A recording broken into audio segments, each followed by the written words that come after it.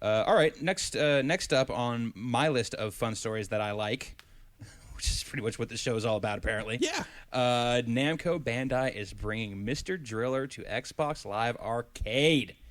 Yeah! I am excited about that because I love me some Mr. Driller. I love me some Mr. Driller, but I have to say I'm kind of over it. Really? Kind of want to go skiing. I don't know. It's a Mr. Driller. It's what I mean, it's still going to be the same. Although it's going to be the same. This is now online. Okay. And in HD. That's high definition. Oh, high def.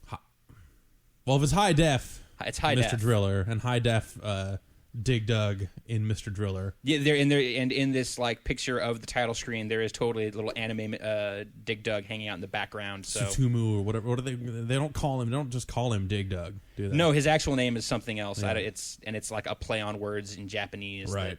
That they think is hysterical that we just go, it don't make no sense. Just call him Dig Dug, man. His name's Dig Dug, right? Come on, man. Dig Dug. Call him Dig Dugger. And spell Dug with an O-U in it instead of just a U. It's Dig Dug. Dig Douglas. I sure do dig Dug. Me too, man. That guy can party. One time, man, we went out. Damn. Woke up in jail.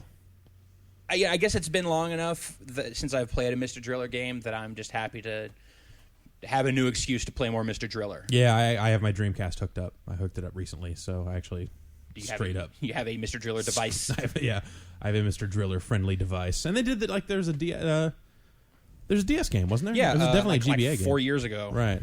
Yeah, they definitely back have. in the 70s. They made some new Mr. Driller stuff. Yeah, I think my problem with Mr. Driller is that I really, really loved the first game, and then they just have remade it over and over again since. Like, none of the changes they've made. It's perfect. It is. Because you can't beat 100%, Jeff. I guess you're right. I guess that makes sense. Just follow that it's math, line of logic. So, all right, fine. But that doesn't mean Well, it's coming out in Japan sometime this spring, so I imagine it'll hit U.S. Xbox Live Arcade at some point thereafter. Kind of a bummer week for Xbox Live Arcade. Yeah, let's talk about that a little Doom bit. and Assault Heroes are being cut from 800 points to 400 points, which is great if you didn't buy Doom or Assault Heroes. But we did. So it's a bummer for us. So yeah, let's wind that back. It's not a bummer week for Xbox Live Arcade. It's a bummer week for us for Xbox Live Arcade. I think they're one and the same. I don't see the difference. I don't know. I like. See, this is interesting to me because I wondered this from the start, whether they were going to start reducing the prices of back catalog stuff because, the logic of reducing prices in a retail environment is to get stuff off of shelves, but since there's theoretically unlimited shelves, unlimited virtual shelf space on Xbox Live Arcade, they could just keep everything up for as long as they want, and they could sell it for however much they want to. Yeah, and I guess they're experimenting with trying to goose sales on older products and. Dude, $5 for that version of Doom and $5 for Assault Heroes is rad. Yeah, those are both solid games. Assault Heroes is awesome. Assault Heroes, and they're working really on a good. sequel to Assault Heroes, which I'm pretty happy about. Absolutely, because I could use a good dual joystick shooter after playing so much Rocket Man, which was not a great dual joystick shooter. No, you'll give that an Anaconda. I'll give that a snake wrapped around a croissant, preventing you from getting at the croissant out of 5. Or is the croissant keeping you from getting at the snake? Think about it. Think about it. That doesn't make any sense. What if I want the snake and I'm allergic to croissant sandwiches? If you're allergic to croissant sandwiches, go outside and blow your brains out. Do I have to do it outside? Yeah, because I don't want to clean up in here. I guess it would be kind of messy. Yeah. Couldn't use this chair again after that. Yeah. Well, I don't know. I wouldn't mind too much.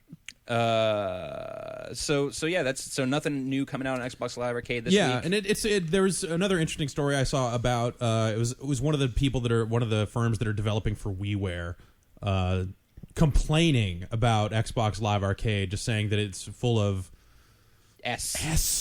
It's full of S. It's full of that ish. Yeah, that because of all the crap games on Xbox Live Arcade, that he didn't want to make more games for that because it would just get buried under mountains of retro stuff. I guess the problem I have with that argument is, what about all of the virtual console stuff on the Wii? Is that not exactly the same thing? Dude, it's a separate button, okay? Oh, okay. There's a WiiWare button and a virtual console button.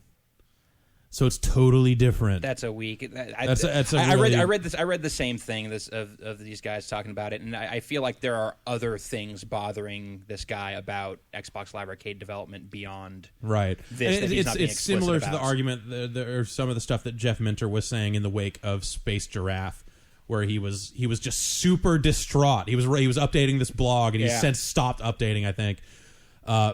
Where he was just like totally couldn't come to grips with the concept that Frogger outsold Space Giraffe. That this, remake of Frogger, this emulated version of Frogger outsold his original new game. And not even a particularly well emulated. Right, yeah. That it wasn't it was not a great version of Frogger. Though, I mean, you could make the argument that a large chunk of his game is Tempest. Sure. It's a Tempest 2000 remake. But also that Space Giraffe is completely impenetrable to anyone who isn't crazy. I love Space Giraffe. Yeah, it's a little tough. I have not played a lot of Space Giraffe. I guess Space Giraffe is a game that I respect. Yeah. But no, I respect and love it. But at the same time, if you came to me and said, "Hey, dude, Frogger outsold Space Giraffe," I'd be like, "Well, yeah, no kidding." It's because people get Frogger. So I think that really, if developers are having these sorts of problems and can't cope with the concept of 20-year-old arcade games outselling them, then maybe they need to look into getting the word out about their games a little bit better online and in print or something like that. Because, I mean, the coverage of upcoming Xbox Live Arcade games has been pretty abysmal because a lot of that stuff isn't made available to the press beforehand. And also, and just the nature, I think more developers need to get on Microsoft about having a really good schedule for games. I have to imagine that they cut these prices and are doing this week because something fell through. There was probably some game that they originally had scheduled and went, "Oh, wait, crap. That game totally failed cert. Well, we could do this price drop we were thinking about." Like, I wouldn't be surprised if that was the case. So it's just like shoring up all that stuff and making it a more reliable channel that you can easily, so you can promote these games ahead of time to the audience and say, "Hey, guess what?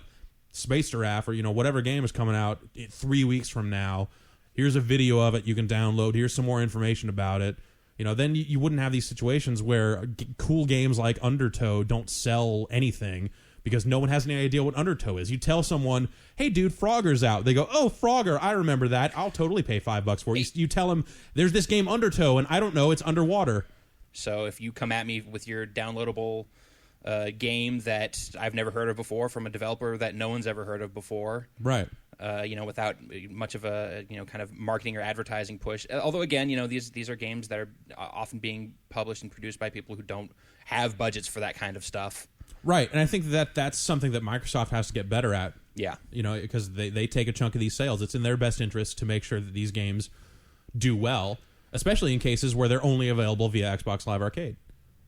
Because that helps sell the service to people, helps people understand why they want an Xbox 360. Or, I think the same goes for Sony. They just don't have as big of a catalog, but they're going to have the same problem. They have their Mortal Kombat 2s and their Q*berts and all that. I think that it's just a matter of figuring out a way to get out in front of people and showing them these games before they come out and letting them prepare themselves for the game's release. Instead of just like the day before or 2 days before going, "Hey, Bliss Island's coming out. What's Bliss Island?" "Dude, I don't know. Fuzzy something. Puzzle. $10. The more I think about this, and that was $5. The more I think about this, the more ridiculous it is to me that people are basically complaining there's too much competition. It's like, yeah, I can't sell well because there are too many other things out there for people to buy. It's like, what do you think WiiWare is going to look like 6 months from now, or 6 months after its release? Guess what? I don't mean to be a jerk about it, but poor baby. Deal with the open market system.